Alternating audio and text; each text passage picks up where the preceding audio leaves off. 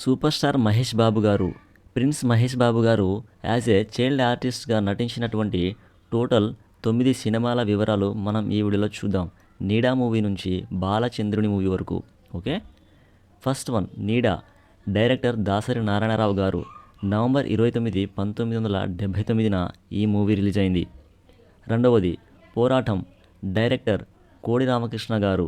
December 9, 1983న ఈ movie release అయింది. మూడవది శంకారావం. డైరెక్టర్ సూపర్ స్టార్ కృష్ణ గారు.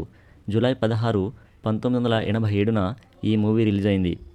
నాలుగవది బజార్ రౌడీ. డైరెక్టర్ ఏ కోదండరామిరెడ్డి.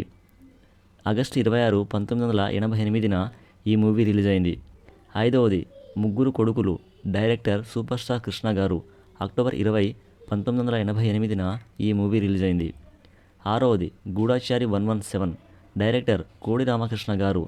ఏప్రిల్ 21, 1989న ఈ మూవీ రిలీజ్ అయింది. ఏడవది కొడుకు దిద్దిన కాపురం. డైరెక్టర్ సూపర్ స్టార్ కృష్ణ గారు.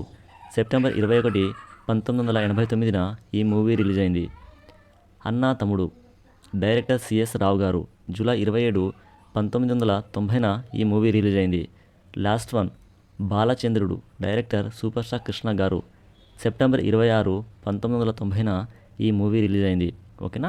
సో ఈ మూవీస్లో మీకు ఇష్టమైనటువంటి మూవీ ఏదో కామెంట్లో మెన్షన్ చేయండి. అలానే ఈ మూవీస్ అన్నీ ఎవరైనా చూసి ఉన్నట్లయితే వాళ్ళు కూడా కామెంట్ చేయండి.